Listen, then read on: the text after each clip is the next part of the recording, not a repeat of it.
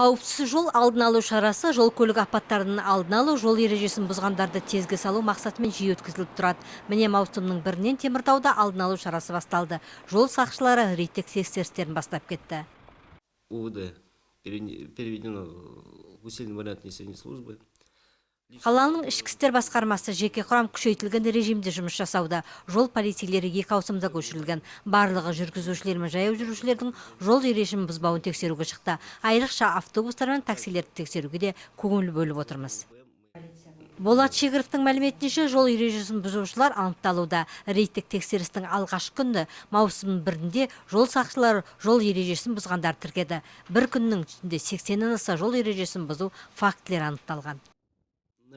Тексерістің бірінші күні көлік жүргізушілер мен жаяу жүрушілер тарапынан жол ережесін бұзған 86 жағдай тіркелген. Олардың 2-і мас күйде көлік руліне отырған. Жылдамдықты өсірген 8 жүргізуші ұсталса, 8 жаяу жүруші жол ережесін бұзған. Мұнымен қатар 6 автобус жүргізушінің жол ережесін бұзғаны анықталған. Қалада қауіпсіз жол акциясы 5 тәулікке жалғасады. Осы аралықта жол сақшылары жолда жүру ережесін бұзғандарды ұстап оларға айыппұл салатын болды. Жолдың белгіленбеген тұсынан өткен жаяу жүргізушіге 5 айлық есептік көрсеткіш, ал жылдамдықты өсірген көлік жүргізушіне 10 есептік көрсеткіш айыппұл салынады. Ал мас күйде рульде отырған жүргізушілер 2, 4, 5, 10 жылға көлік жүргізу құқығынан айырылады.